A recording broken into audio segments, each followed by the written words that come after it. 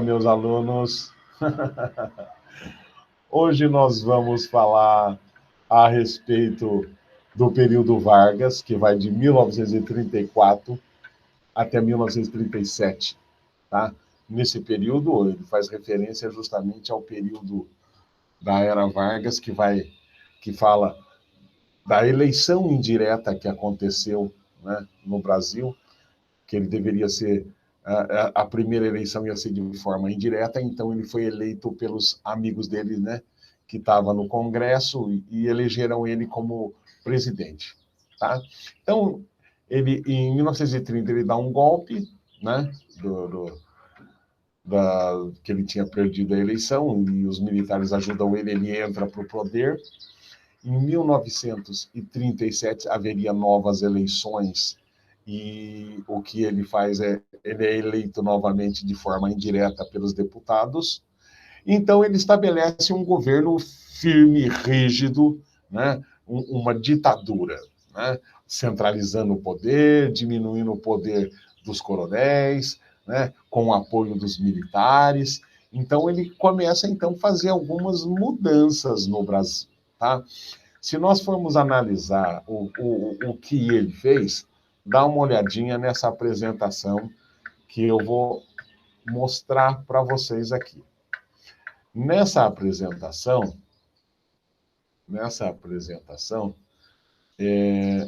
nós podemos notar que o nosso querido amigo Getúlio Vargas, ele começou a dirigir o Brasil, né, a comandar o Brasil, de forma assim com uma mão forte, né, querendo impor a vontade própria, né? E isso daí vai ter consequências futuras que nós vamos perceber à medida que nós avaliamos esse negócio aqui. Quer ver? Dá uma olhadinha nisso. Olha,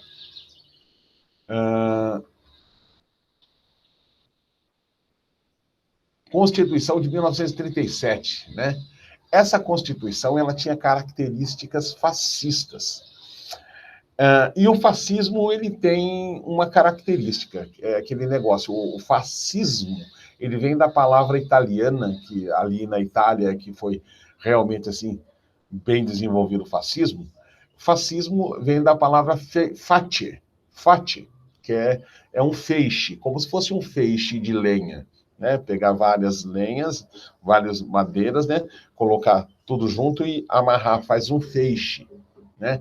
Então o fati vem disso aí, ou seja, todo mundo tem que ter o mesmo pensamento e caminhar na mesma direção. Se você não está comigo nesse feixe, então você está fora e não vai dar certo. O exemplo que a gente dá é mais ou menos assim, ó. Uma única vareta sozinha, ela é facilmente quebrada. Agora, quando você tem várias varetas amarradas num feixe, você não consegue quebrar. Então, isso daí é o fortalecimento do fascismo, né? É a união do fascismo. Ou você está com a gente, ou a gente te quebra. Bom, vamos analisar essa Constituição de 1937, nessas características que teve. Olha só. Fortalecimento do poder executivo. Quem que é o poder executivo? Justamente o nosso amigo Getúlio Vargas. Intensa diminuição da autonomia estatal e municipal, ou seja, o poder que o governador, que os prefeitos poderiam ter, eles foram diminuídos, né, foram reduzidos a partir dessa Constituição de 1937, tá? Como item 3, os governadores apenas seriam empossados após a confirmação de Vargas. Digamos que foi eleito. Daí o Vargas falava se queria ou não aquela pessoa no governo. Se fosse parte do feixe, ficaria. Se não fosse, quebrava ele e substituía ele por um interventor. O poder legislativo, quer dizer, o nosso amigo Getúlio Vargas, que é o representante desse poder legislativo, né? Ou melhor, a Câmara dos Deputados que faz as leis, né? Ele estava totalmente submisso ao poder executivo, que é o Vargas, né? Então, o parlamento, os deputados, os senadores, só faziam aquilo que o Getúlio queria que eles fizessem, tá?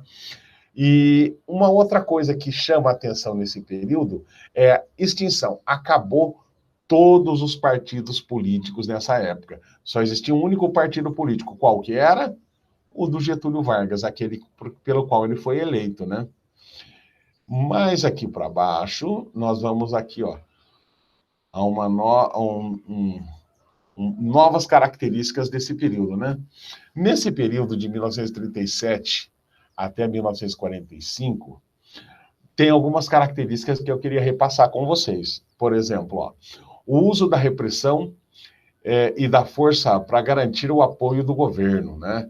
Então, todo aquele que não aceitava o governo do Vargas, ele era preso, era investigado, achava-se alguma coisa com relação a ele. Se a gente olhar aqui, desculpa, você pode ver aqui, ó, tem uma fotinha no meio com as mãos tampando o ouvido, tampando a boca, justamente para ilustrar isso, né? Era proibido você criticar o governo, né? Então, aconteciam, como está aqui no item 2, ó, prisões, torturas, extradições para combater todo e qualquer opositor. Nessa mesma época, foi criado um departamento chamado DIP, que era Departamento de Censura Propaganda, né, do governo, né?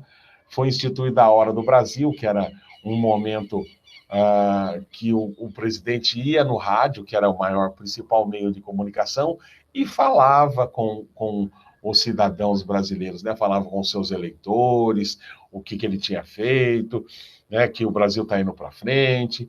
Lembra muito um presidente aí que vive fazendo live também. Criação do Departamento de Imprensa e Propaganda, né? Que é esse DIP, né? Então, agora passou a ter uma propaganda oficial do governo, né? Onde o governo fazia o marketing, né? Daquilo que para ele era bom, né? Olha só, isso daí lá em 1937.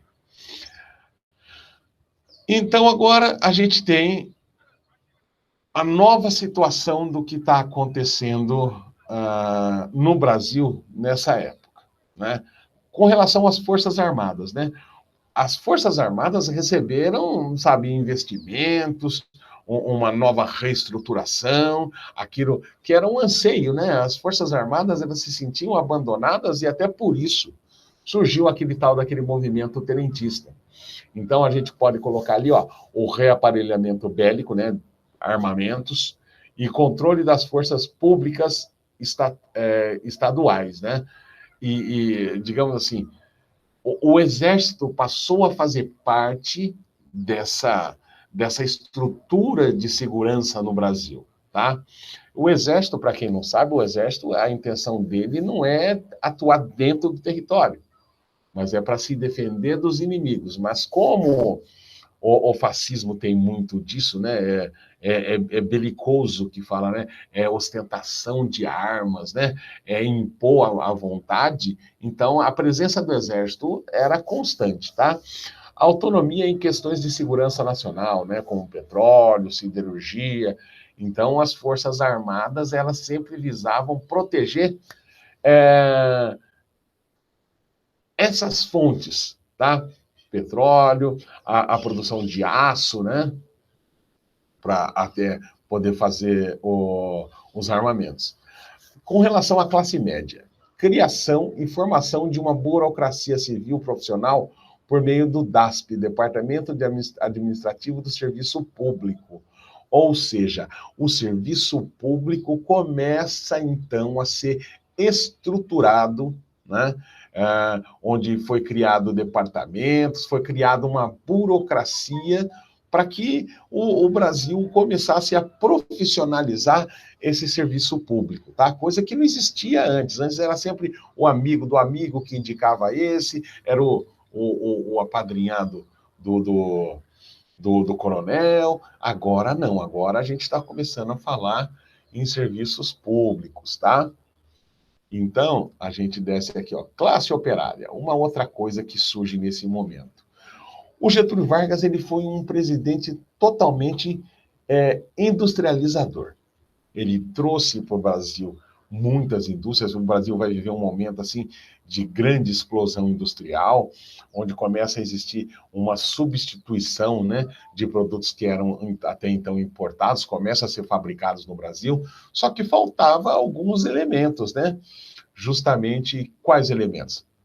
Nós não tínhamos sequer uma siderúrgica, né? Um lugar onde convertesse o ferro em aço, né? Fosse capaz de retirar o mineral e transformar isso numa liga metálica que pudesse ser usado, né, para fazer armamento, fazer máquinas, fazer eletrodomésticos. O Brasil ainda dependia muito da importação. E nesse momento a gente começa a perceber que o Brasil começa a se industrializar e começa a surgir então a necessidade da criação de uma siderúrgica, que vai acabar acontecendo um pouco mais para frente, tá? Que vai ser a siderúrgica de Volta Redonda, que vai ser financiada pelos Estados Unidos em troca de apoio, tá? Mas isso é mais para frente. Classe operária. A criação da legislação trabalhista, a carteira de trabalho, todas as profissões começaram a ser registradas, né?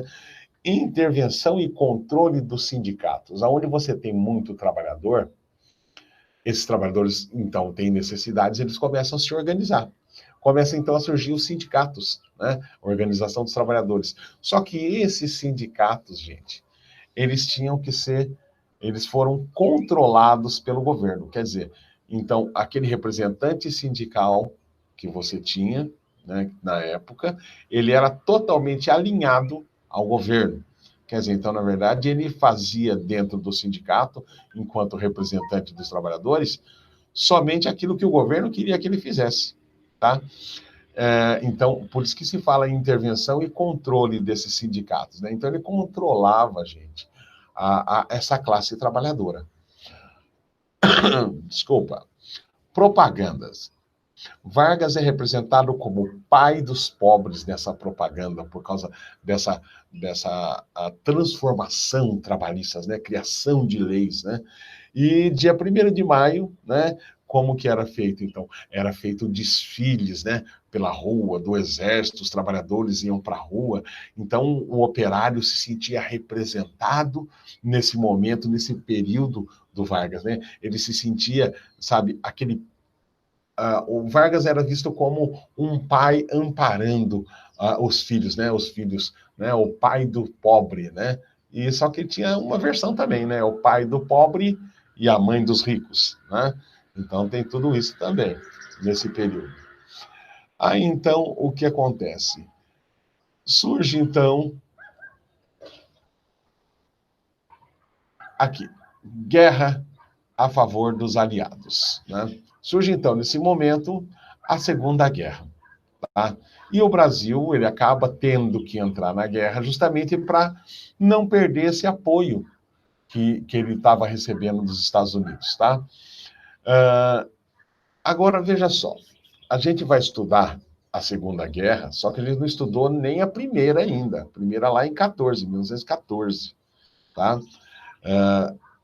Num segundo momento, nós vamos estar vendo isso aí. Vamos só falar do governo Vargas, tá? Então, o Brasil ele acaba entrando na Segunda Guerra a favor dos aliados, né, que é a Inglaterra, Estados Unidos, França e Rússia, para combater justamente a Itália, combater o Japão, combater também a Alemanha, tá? Veja só, o que acontece aqui, ó, no número 2, você vê, ó, empréstimo norte-americano para a construção da siderúrgica de Volta Redonda. Lembra que eu tinha falado que o Brasil ele tinha uma necessidade de produção, né, de ligas metálicas, né, do aço? Então, ele consegue financiamento de várias empresas, né, de vários países, né, mas principalmente dos Estados Unidos, que acaba financiando a construção dessa siderúrgica de Volta Redonda. É uma fábrica que busca o minério e transforma ele em aço, né? Isso daí é, digamos assim, é a mola propulsora da industrialização brasileira. A importância estratégica, né, da costa brasileira para os Estados Unidos. O Brasil ele tem uma costa muito grande, né? Nós temos lá a algumas ilhas, né, na costa brasileira que pode ser usada como ponto, né, de estratégico para a Europa, né, para defender ali o Atlântico. Então, o Brasil forma uma parceria com os Estados Unidos, né? E no número 4 aqui, ó, a importância dos Estados Unidos para o comércio externo no Brasil. Os Estados Unidos, eles são até hoje, né, um dos principais compradores daquilo que o Brasil produz, tá? Então, o Brasil, grande parte daquilo que ele produzia era enviado para os Estados Unidos, e os Estados Unidos era, então, um parceiro de primeira hora que, na verdade, não seria muito conveniente, tá? Não seria muito conveniente perder os Estados Unidos como aliado. E o que que faz? É o ponto, digamos assim, o ponto crucial que faz o Brasil entrar na guerra. Um bombardeiro alemão, né, ele acaba afundando navios brasileiros. E até então, o Getúlio Vargas ele tentou se manter neutro nessa Segunda Guerra. Né? Eu não sou nem do lado do Hitler e do Mussolini, que é da Alemanha e da Itália, né? Mas também não sou do lado dos Estados Unidos. E assim, em cima do muro, depois desse bombardeiro e tendo os Estados Unidos como aliado, o Brasil se viu obrigado a entrar, né? A entrar nessa Segunda Guerra. Mas olha uma coisa que eu vou te falar. Olha que contraditório. O Brasil, que tem um governo ditatorial, muitas vezes, né, até igualado ao sistema político que existia na Itália e na Alemanha, né, agora estava lutando contra essa ditadura, essa forma de governo que existia na Europa, que era contra o fascismo e contra o nazismo. Aqui no Brasil, aconteceu no governo Vargas, algumas coisas assim que lembram muito aquilo que estava acontecendo na Europa, né? Controle através da censura, a cassação de inimigos, a prisão de inimigos, né? Você não poder criticar o governo altamente militarizado, né? Uma forma de ver assim esse contexto perceber que o Getúlio Vargas ele tinha, sabe, o governo de Getúlio Vargas ele era muito próximo até do governo do Mussolini na Itália, né, e do Hitler na Alemanha, né. Nessa época, gente, é uma coisa que a gente pode notar assim em âmbito mundial, que os governos eles tinham essa característica, né, de ser um governo que impunha a vontade dele, os governos ditatoriais, né? Não era uma coisa só da Itália ou só da Alemanha. No Brasil também aconteceu, na Argentina também aconteceu, no Chile aconteceu, no próprio Estados Unidos também aconteceu. Era um governo democrático, mas era uma mão forte, né? Era aquele negócio, ou vocês estão comigo, ou então nós te quebramos. Isso daí que é essa incoerência do governo brasileiro. Fala, como que pode falar lutar contra as ditaduras e sendo ditador, né?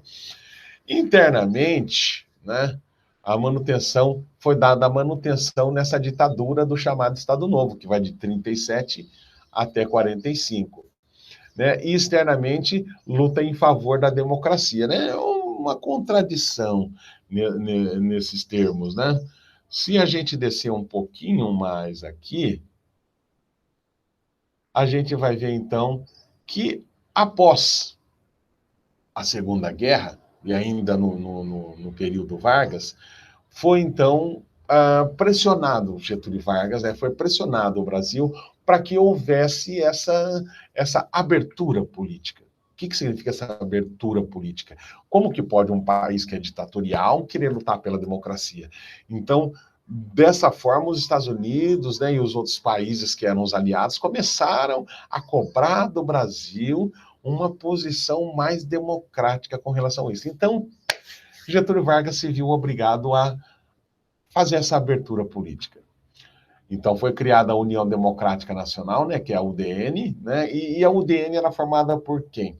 A base social, classe média e alta, né, e a burguesia, né? E eles lançaram um candidato também, né, a presidente, né, porque agora viria, depois de 37, seria nova eleição, né? Então, o que ele fez? Novamente, foi então, vai acontecer essas eleições, tá? Olha só o que aconteceu. Tinha um candidato, Eduardo Gomes, tinha o Partido Social Democrático, o PSD, né, que a base era formado pelo quê? Por setores da burguesia e grandes fazendeiros. Lembra daqueles coronéis que um dia foi tirado o poder deles pelo Getúlio? Então, eles estão de volta e agora eles estão organizados contra Getúlio Vargas, né? E veja só, eles tinham um candidato que é o Eurico Gaspar Dutra, tá? E por último, a gente tem a base de apoio do Getúlio Vargas, que é o PTB, Partido Trabalhista. Lembra aquilo que eu falei? O Getúlio trabalhou muito com isso. Desculpa. E ele era formado pelo quê? Trabalhadores e a burocracia sindical. Então ele tinha o apoio da massa, gente, sabe? Aquela massa de trabalhadores, né? E isso fez com que o nosso amigo Getúlio Vargas, né, tivesse, sabe, aquele apoio popular que na época até surgiu uma palavra que surgia, que chamava-se queremismo, quer dizer, nós queremos Constituição com o Getúlio. O Getúlio é o nosso representante, nós queremos sim uma nova Constituição, com abertura, né, para novos partidos, mais democrático, mas tudo isso com o Getúlio, tá? Então, tem tudo isso. Então, Getúlio tinha, assim, uma boa base. O queremismo, o que vem a ser? 1930 chega ao poder com o apoio das Forças Armadas. Lembra que as Forças Armadas tinham dado apoio para o Getúlio chegar lá? Agora, gente, agora essas Forças Armadas já não apoiam mais Getúlio Vargas. Até porque essas Forças Armadas, eles achavam que eles teriam acesso ao poder à medida que o Getúlio Vargas ascendesse ao poder, conquistasse esse poder. E não foi bem isso que aconteceu. Então, nós vemos aqui, ó, muito sanguezinho, ó, nesse frasquinho aqui, ó, de apoio ao Getúlio Vargas, só que em 1945 ele perde todo esse apoio, tá? Então, Vargas, ele é deposto pelas Forças Armadas, tá? Eu tenho aqui para vocês agora um pequeno resumo do que veio a ser esse período que a gente estudou. Tem uma menininha, o nome dela é Débora Aladim, ela sempre passa alguma coisa no YouTube, e eu peguei dela aqui um vídeo. E eu gostaria de assistir esse pequeno vídeo com vocês, para a gente ter uma ideia resumida do que vem a ser, do que vai vir a ser esse período Vargas, tá? Vamos ver aqui. Não deu acesso, tá? Não deu acesso? Então, eu vou apresentar essa página do YouTube para vocês, tá bom? Pode ficar tranquilo. Agora nós vamos vir aqui. Agora não vai ser possível pegar aqui essa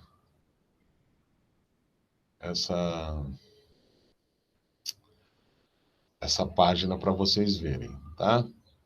Então, ó, vamos lá.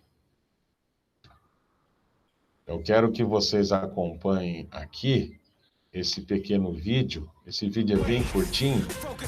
Se eu não me engano, ele deve ter menos de 5 minutos. Oi, gente, tudo bem com vocês? Pra gente, hoje eu vou fazer o primeiro vídeo da série. Pra gente poder assistir. Presta atenção como que essa menininha, ela dá um resumo daquilo que é importante você entender desse período, tá bom? Presta atenção, depois mais tarde, se você quiser, você pode até pegar o endereço dessa aula, né? Apesar que isso tudo também tem no CMSP, tá? Nas aulas anteriores. Eu quero que você feche esse período com esse pequeno resumo que essa garota faz. Dá uma olhada. 55, onde eu resumo o assunto da história em no máximo 5 minutos, e a gente vai falar sobre Era Vargas, que foi de 1930 a 1945. Só que não se esqueçam que depois de 1945, o Vargas vai ser eleito presidente de novo e tudo mais e tal. Só que esse é assunto da República Democrática para outro vídeo. Então, o que aconteceu? Em 1930, teve um golpe de Estado aqui no Brasil, que foi a chamada Revolução de 30, e colocou o Vargas no poder no governo provisório, que deveria durar pouco tempo, mas acabou durando 4 anos. Então, o que aconteceu? Assim que o Vargas entrou no poder, a primeira coisa que ele fez foi tirar a Constituição que estava em vigor, que era de 1891, e começar a centralizar cada vez mais o poder nele mesmo. Além disso, ele tirou os governadores dos estados e colocou interventores do interesse dele para proteger cada vez mais o interesse dele e ter um poder cada vez mais centralizado nele. Então, ele começou também a investir na política trabalhista, que é o símbolo dele até hoje.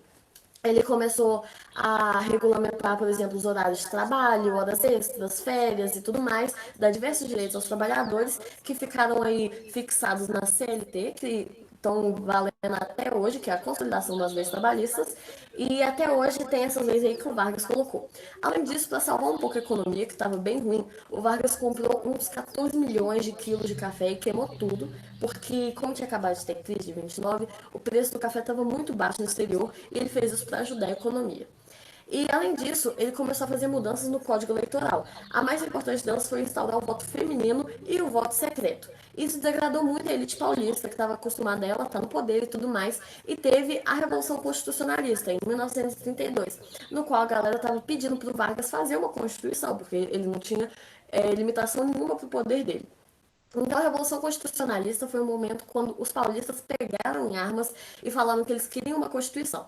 E com isso, o Vargas chamou uma Assembleia Constitucional para fazer uma lei para o Brasil. E em 1934, essa lei saiu. E essa lei declarava o Brasil, declarava o Brasil uma república presidencial federalista, só que os estados não tinham muita autonomia, instalava o voto secreto, o voto feminino, mantinha as reformas trabalhistas que o Vargas tinha feito e era de tendência liberal. Além disso, ela elegeu indiretamente o Vargas como o primeiro presidente.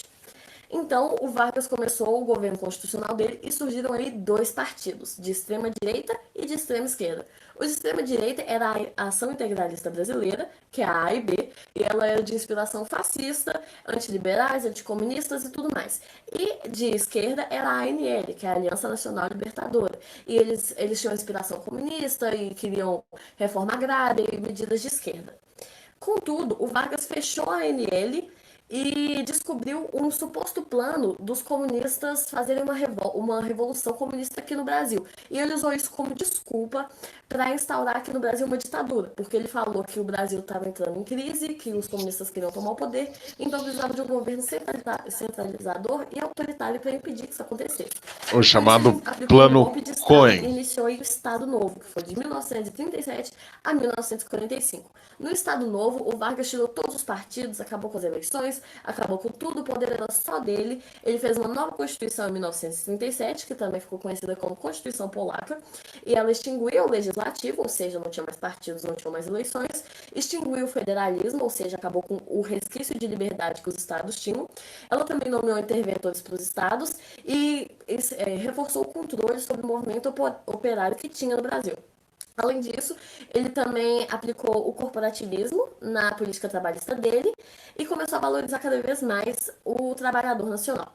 Além disso, ele criou o DIP, que é o Departamento de Imprensa e Propaganda, que fazia censura dos meios de comunicação e propaganda partidária que favorecia o Vargas e mostrava ele como pai dos pobres, como pai dos trabalhadores e como uma pessoa boa, apesar dele ser um ditador. Além disso, o Vargas também fez grandes investimentos na economia. Ele foi responsável por grande industrialização no Brasil, tanto com o capital nacional quanto com o capital privado, porque naquela época estava tendo Segunda Guerra e os Estados Unidos ofereceram para o Brasil uma grande quantidade de dinheiro para o Brasil lutar ao lado dos Estados Unidos. Então, com esse dinheiro, o Brasil construiu a CSN e ele lutou aí na Segunda Guerra ao lado dos Estados Unidos. Só que isso foi um problema porque era uma grande ironia o Brasil estar aí ao lado dos Estados Unidos lutando contra os regimes ditatoriais, quando o Brasil era um regime ditatorial. Então, o Vargas foi perdendo assim, grande parte do seu apoio e acabou sofrendo um golpe de Estado pelos militares e foi tirado do poder. E assim terminou o Estado Novo e a Era Vargas. E com isso terminou o primeiro. Terminou o primeiro. Yay! 4 minutos e 58. Yay! Consegui!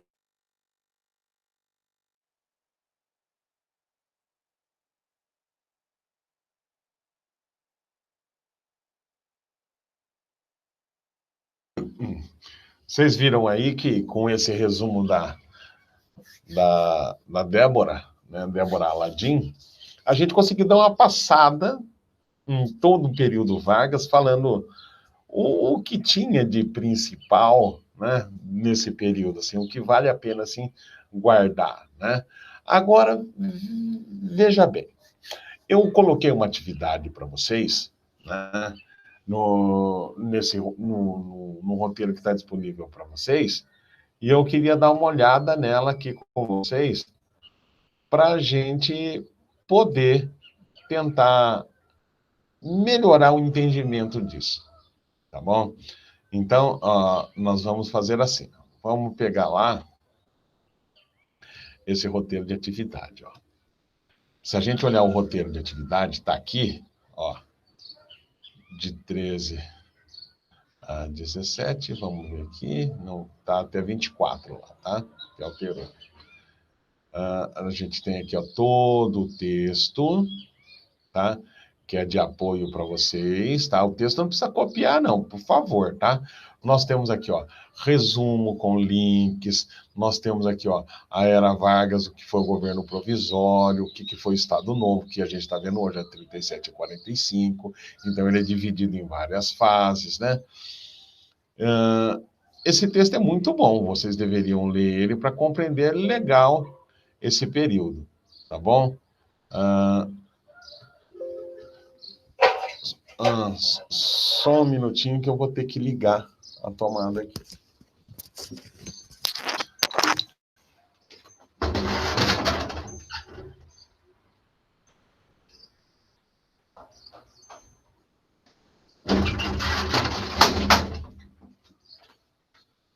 Voltei. Bom, vamos voltar aqui. Se você olha aqui, ó, nós temos aqui o surgimento, né, da ação integralista, né, da Aliança Libertadora. E se a gente desce um pouco mais para baixo, tem aqui, ó, a primeira questão. Nos primeiros anos do governo Vargas, as organizações operárias sob controle das correntes de esquerda tentavam se opor ao enquadramento pelo Estado. Ou seja, os sindicatos, que é essa organização dos operárias, né? Eles tentavam se organizar, só que não podia nem existir sindicato se não tivesse alinhado ao governo. Mas a tentativa fracassou. Além do governo, a própria base dessas organizações pressionou pela legalização, ou seja, só pode existir sindicato se ele for legalizado. Isso ia de encontro aos anseios de Getúlio Vargas. Vários benefícios, como férias, a possibilidade de postular direitos perante as juntas de conciliação e julgamento, quer dizer, você agora tinha onde recorrer aos seus direitos trabalhistas, tá? Dependiam da condição de ser membro de sindicato reconhecido pelo governo. Quer dizer, você só poderia recorrer dos seus direitos se você fosse filiado a algum sindicato, e esse sindicato era filiado ao governo. Tá? Quem falou isso foi um grande historiador, Boris Fausto. Tá? E agora vem a questão. No contexto histórico retratado pelo texto, que está em cima, a relação entre governo e movimento sindical foi caracterizada pelo quê? Como que era essa relação do sindicato com o governo? Era de inimigo? Era de amigo? Como que era? Vamos dar uma olhada nas alternativas e você vai entender o sentido da pergunta. Ó. Pelo reconhecimento, né? Era caracterizado pelo reconhecimento de diferentes ideologias políticas? Não. O sindicato ele tinha que estar alinhado ao governo e reconhecer só o governo como a ideologia correta. Tá? Por um diálogo democraticamente constituído? esse diálogo acho que também não era muito bem, né? Não existia tanto diálogo assim, não, era mais imposição, né? O C, pelas benesses sociais do getulismo, né? Esse contexto histórico, ele é retratado por isso. Ó, essas benesses, essa relação entre sindicato e governo, será que ele fazia uso dessas benesses tiradas do governo? Pela vinculação de direitos trabalhistas à tutela do Estado, né? Será que nesse contexto, né, no contexto histórico retratado pelo texto, a relação entre governo e o movimento sindical foi caracterizada pela vinculação de direitos trabalhistas à tutela do Estado? Sim, porque se você não fosse sindicalizado e o sindicato não fosse reconhecido, você não tinha direito de nada. Por uma legislação construída consensualmente. Pois então, você acha que essa legislação foi construída consensualmente? A Constituição de 1977, quem fez foi o próprio Getúlio Vargas, né? Ele e o grupo dele foram lá e decidiram o que era para fazer. O que eu preciso que você faça aqui? Gente, ó, veja só, a gente falou aqui em cima, ó, presta atenção. A gente falou aqui que nesses primeiros anos, né, da era Vargas, a gente tinha o sindicato e o governo de mão dadas, tá bom? Nesse contexto retratado pelo texto, a relação entre o governo e o movimento sindical, essa relação entre os dois, ela foi caracterizada pelo quê? Você tem aqui, ó, várias alternativas. Eu queria que você, eu reluto em dar a resposta para vocês. Justamente por quê? Porque eu quero que você pense nesse momento, que você reflita nesse momento e que você forme a sua opinião a respeito do que tá sendo colocado, né?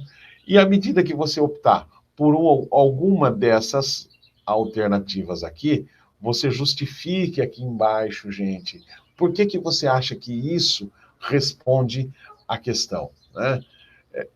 Uma das a característica, como está perguntado aqui, né, nesse contexto histórico, essa relação do governo, né, e o movimento, ela foi caracterizada pelo quê? Ó, eu colocaria para vocês, né, foi caracterizada pela vinculação dos direitos trabalhistas à tutela do Estado. Por uma legislação construída consensualmente, não. Pelas benesses sociais do getulismo. Eu acredito que seria, então, a alternativa D. Mas eu quero saber de você, por que você acha que é a D? Ou por que você acha que é a A? Né? Por que você acha que é a B, a C? Entendeu? É esse movimento de entender a matéria e tentar colocar nessa justificativa o que você entendeu, que é realmente o ato de aprender.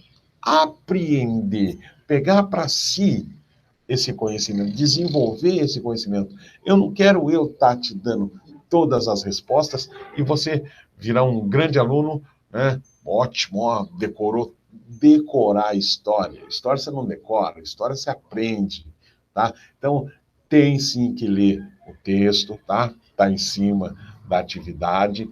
Então, procurar isso daí, procurar ver. E nessa mesma atividade, tem aqui, ó, a foto do Getúlio dando um chute no traseiro dos coronéis. Lembra quando ele fez isso? Em 1930, quando ele se elegeu? Ele pegou e descentralizou, ou melhor, centralizou o poder, que antes era regional, cada coronel comandava, né, a tua região, e agora ele não pode mais fazer isso? Bom, então, é bem característico desse momento. Daí está assim, o último presidente a governar no Brasil antes da ascensão de Getúlio Vargas ao poder representava os interesses das oligarquias regionais, lembra? Café com leite? Então, Em 1930, esses interesses foram atacados por uma nova elite, ligada sobretudo a políticos do sul do país e ao exército. Lembra disso, do movimento tenentista que ajudou ele a subir ao governo? Aqui, então, nós temos, gente, ó, umas 5 alternativas, né?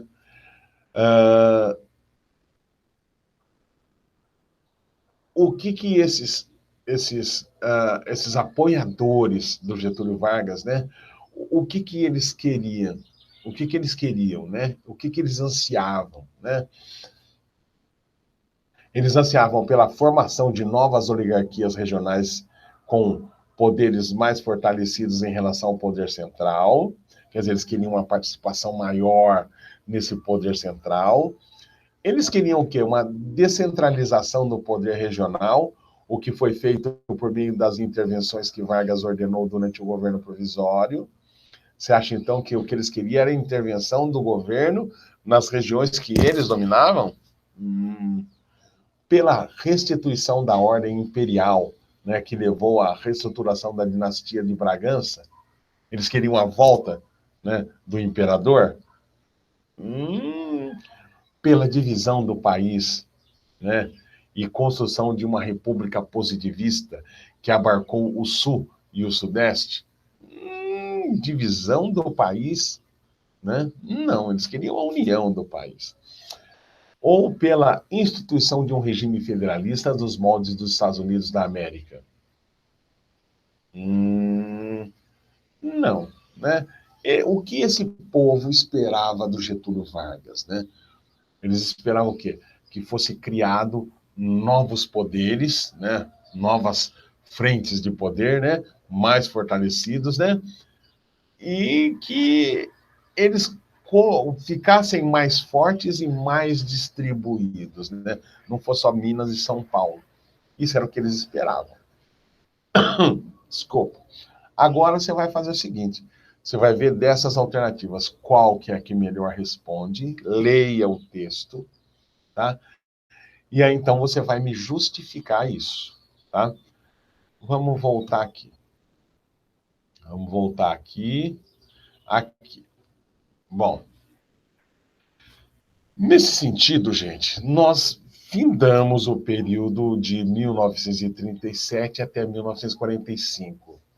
1945, os militares acabam se, digamos assim, insatisfeitos com Getúlio Vargas, tá? Esses mesmos militares que colocaram ele no poder vão articular para tirá-lo do poder, justamente porque já não era mais aceitável ter no país um ditador, quando na Segunda Guerra, né, que coincide, né, com a queda do Getúlio Vargas, coincide com o final da Segunda Guerra, já não cabia mais dentro do país uma relação ditatorial, onde o povo não tivesse participação. Sem falar no seguinte, né, o comunismo estava crescendo e os liberais, né, representados pelos Estados Unidos, precisavam dar uma resposta. Haja visto que há tempos atrás, antes da Segunda Guerra, em 1929, havia acontecido a chamada quebra da Bolsa de Nova York. Ou seja, os produtos, por exemplo, imagina um carro que custa, sei lá, $1.000 na época, né? Agora, esse carro estava, em 1929, esse carro custava $100 e ninguém tinha dinheiro para comprar. Quer dizer, todo aquele discurso liberal caiu por terra. Então, que era um descrédito. E caberia agora a esses novos governantes trazer de volta, né, a crença nesse viés político, que é o da democracia, que é da participação. E para que isso acontecesse, eles teriam que lutar contra os ditadores. E Getúlio Vargas era um ditador. E daí o que aconteceu? Esses mesmos militares que apoiaram ele no governo, que colocaram ele no governo, agora vão fazer o contrário. Eles vão fazer o quê? Eles vão tirar o apoio de Getúlio Vargas, e Getúlio Vargas vai perder as eleições, tá bom? Bom, dessa forma a gente encerra, então, essa última parte do governo Vargas. Depois a gente vai ter, em 1951, o retorno de Getúlio Vargas, e agora eleito pelo voto democrático. E a gente vai ter também a experiência de vivenciar aquilo que acontece no Brasil, né? O Getúlio Vargas ele vai cair tanto no descrédito que ele vai chegar uma hora que a pressão vai ser tanta em cima dele, né? Por causa de denúncias, até CPI, uma comissão parlamentar de inquérito, vai ser feito em cima do Getúlio Vargas para saber se ele não é corrupto. Olha, acusado de corrupção, né? Vai chegar uma hora que vai ser tanta pressão que ele vai, então, lá para o seu gabinete e tum, comete suicídio, tá? Mas isso aí é assunto para uma outra aula, que é fechando.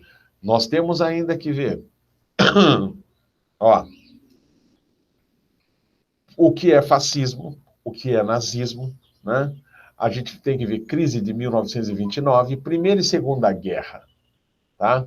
E tudo isso, a gente foi até lá na frente, em 1945, e agora eu vou voltar. Vou falar de fascismo, vou falar de nazismo, crise de 1929, Primeira e Segunda Guerra, para a gente fechar esse período e você ter uma noção do que aconteceu em todo esse período, tá bom? Fico muito contente em poder estar com vocês aqui, saber que você vai assistir a minha aula, que vai entender o que está sendo falado. Peço a vocês que assistam às aulas do CMSP, tá? Para ficar um pouco melhor entendido. Leiam os textos. E outra coisa, a partir de agora eu também vou usar o caderninho do aluno, tá? Então quero que vocês também, de posse do caderninho do aluno, comecem a andar com a matéria, né? Gente, nós temos que ler. Agora é um novo momento, né? É um momento que a gente tem que se reinventar, tá bom? Então, conto com a presença de vocês na minha próxima aula. E até a próxima. Tchau, tchau.